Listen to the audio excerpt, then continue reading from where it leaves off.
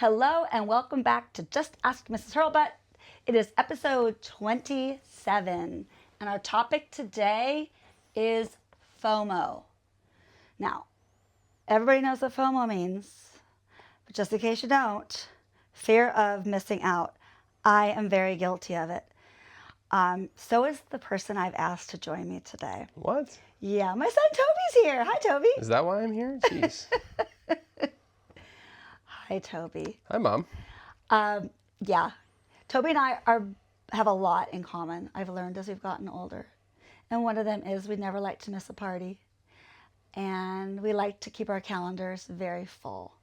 So I thought it would be a good topic to really get to the bottom of FOMO and how it can be awesome, but how it can also be challenging in relationships. So let's get started. Let's get started. I'm glad I'm not missing out on this podcast. First question we got is, how does FOMO affect mental health, especially anxiety and stress? Wow. Well, I am no expert, so I can't give you a whole lot of technical responses, but I can tell you what I've witnessed, what I've experienced. When we don't want to miss out on anything, we get really anxious, especially at a younger age when we start to get busier and we find ourselves having to choose between two different events because we've been double booked. It's really hard to decide which to do. So I guess that's where you can get anxious because you really want to be somewhere, but you've got something else that's come up, or maybe you want to back out of something you've already committed to and do something that maybe might be more fun for you. The best way to handle that would be to really decide on what the more responsible decision would be. What is going to give you in the long run, be the better decision instead of maybe just doing what you want to do in that moment. Anxiety, what was the other one? Stress. Stress, yeah, stress for sure. I have learned in my old age to be okay with saying no, even though I rarely ever say it. But when I do say no, I say it for a really good reason. And I try to just move forward. I had an injury recently and I had to say no to a lot. Not because I was double booked, but because I just physically couldn't be at these events. And the FOMO kicked in pretty bad. And I was very, very down. I just had to say, at this point in my life, I can't be there. I physically need to rest. And I think the older I get, the better I get at saying it's okay. It's not the end of the world if I miss this. They're not all going to be talking about this for the next 5 years, that one thing that I wasn't at. So anxiety and stress, you've got to prioritize which of these events are the really must-dos. Which of the events are very valuable to you? Which ones can you get by without? And give yourself some grace so that you're not so overtaxed. Any thoughts on that, Toby? Yeah, I think it's tough to, especially at a young age, there's a lot of events going on. There's things that you don't want to miss out on. And it's tough, in my experience, to say no to stuff because, you want to enjoy every day, but you also need to give yourself a break and give yourself time to work and to balance the work with the fun. Yeah. So you kind of just comes with maturity and age, I think. And the balance becomes so important. I'm at the point now where the nights that I do stay home, I just savor every second of it because it doesn't happen very often. Yep. All right, let's go on to the next question here. Do you think social media makes FOMO worse, or does it just make us more aware of what we're missing out on? I think a little bit of both. Social media is the ideal because, of course, people tend to only post the ideal. So I've learned from my students that they struggle with that when they recognize that all their friends are at an event that they knew nothing about. So there's a little FOMO there. There might be a little insecurity that's involved in that, maybe a little jealousy. Yeah, that's not something that I ever had an issue with, but every so often I'll see that there's an event going on that I am invited to, and I just have a really tough time saying no because it's so enticing the way it's been advertised on social media. But also I might find out about something that I haven't been at and someone posts, and I believe I'm a very secure person, so I don't feel FOMO in that case, but many people do, especially young folks. So is it problematic? Yeah, if you let it be. So if you're going to sign up for social media, you have to expect that the reality is this is going to happen. So you have to know what you're signing up for. You're going to see events that you're going to want to be at. You're going to see events that you weren't included on. And you have to be okay with that because everyone's living their lives. Social media just happens to show everybody what everybody's doing. So yeah, I think it can be a problem if you let it be. Yeah, and I think the crowd changes a lot too. You're more inclined to have FOMO and to really feel like you're missing out on stuff when it's your close friends doing something as opposed to something that, you might not have wanted to go to in the first place. So I mean, how do you think FOMO affects your decision making, even wanting to say yes to things that you might not even really want to go to? It's so hard. It's so, so hard. I've had it happen to me a lot lately. I have a girls' trip that happens every year, and there was a year where a wedding came up for a very dear friend's family member. And I had to decide, do I say no to the trip for a 1-day wedding? Or do I say no to the 1-day wedding for this 5-day trip? And you know what? I went for the 5-day trip because I was being very selfish. And to this day, I have so many regrets about missing that wedding. That was an important wedding that I should have been at. So it can get really tough with your decision making. I myself have to learn that valuable lesson of just let it go. I made my decision. I enjoyed my trip. My friend understood. We have been together multiple times since, but whenever that memory comes up or people talk about it, I'm like, I should have been there. I should have been there. I feel really bad about that. Yeah, I think it's good advice to think of it in a very long-term perspective where, you might think that something very trivial that you're missing out on is a huge deal, when in reality it's not. When there's something like a good friend's wedding that you might look back on in 5-10 years and really wish that you could have gone. It's all about thinking about, well, in 5 or 10 years, is this going to be really important that I was there? One of my biggest experiences of FOMO in my entire life was the decision to study abroad for an entire semester of college, where in my nearsighted view, I was thinking it was such a big chunk of my college experience that I was going to be missing out on, and so many memories with my good friends.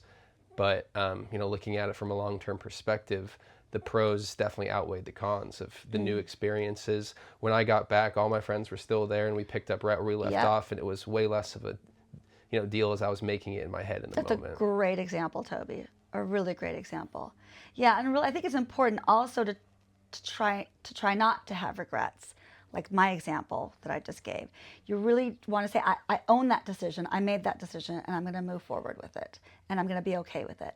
But yeah, in the long run, which was the better choice? I think you made a really good choice in studying abroad, and many people would agree with that. Definitely. How do you think FOMO impacts relationships by creating comparison to people, dissatisfaction with what you have, envy?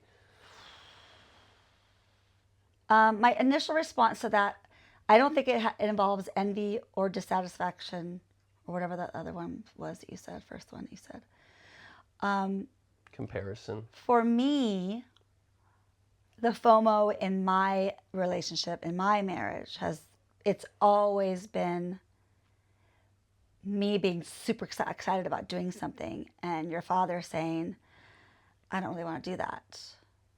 And then me either saying yes on his behalf and him going begrudgingly, or me going without him, or me not going at all and then resenting him because I didn't go.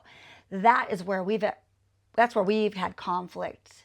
FOMO and that happens a lot because I am always wanting to say yes to everything, and he likes to be very selective about what he says yes to.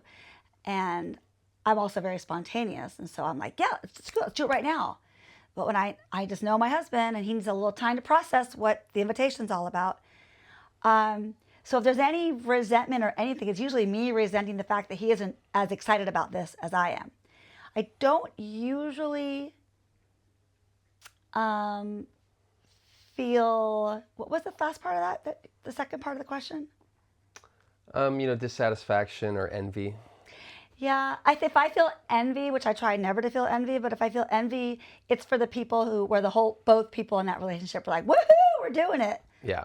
And I'm like, duh, we're not there yet. I still need to get my husband on board. So that can be really tricky. So you have to be really mindful of FOMO in a relationship, because if you're the go-getter like you are and like I am, and your partner may or may not be, you need to stop and listen. They don't care as much as you do. They're not worried about missing out on anything. They're quite content doing what they're doing. Shay reads her big fat books and she's happy as a lark just sitting there reading her big fat book. When you want to go to lunch or whatever, play golf. Yeah. So I think the most important thing is when you're in a partnership or in a marriage and one of you is that way and the other one's not, you have to put the other person's wants and needs first. I would drive my husband crazy if I responded to every impulse I ever had of what I want to do. Because I would say yes to everything. And if I had to drag him along, which I do occasionally, but if I had to drag him along all the time, he would come to resent me. And that's not healthy. Yeah, very prevalent role of FOMO in relationships that I've experienced, especially in my early 20s and in college, is being in a relationship, in a very serious relationship, when most of your friends are single and doing their own things.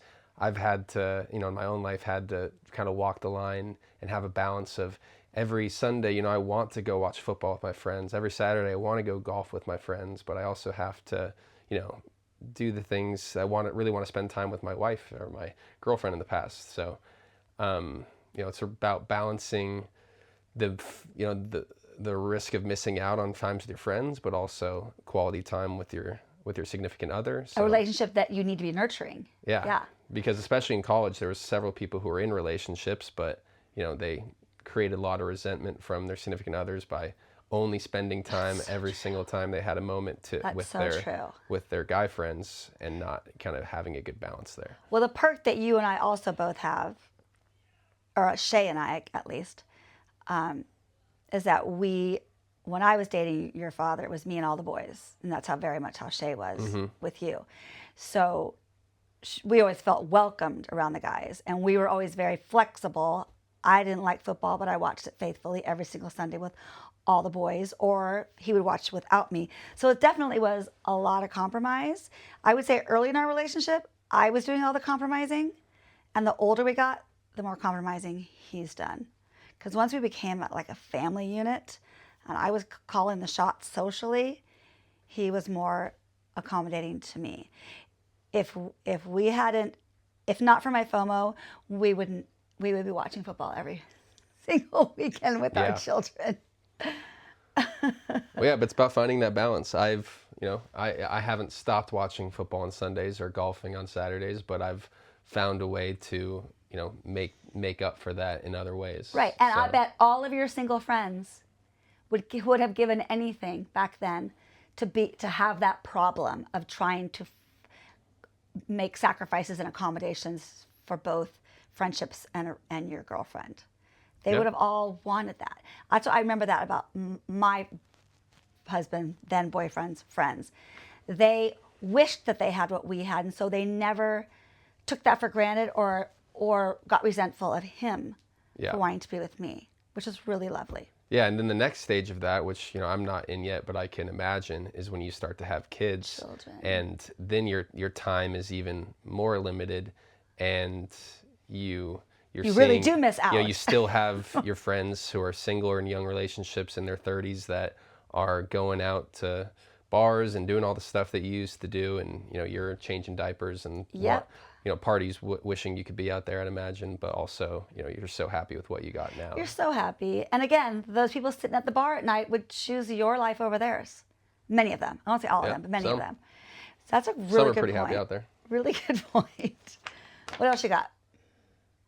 Um, let's see. How do you know when FOMO's pushing you instead of genuine interest in doing the thing that you feel like you're missing Ooh, out that's a on? great question. I don't think that applies to me. That applies, I think, to the younger generation. You just want to be where the action is. You're Yeah. not stopping to ask yourself, is this what I really want to be doing?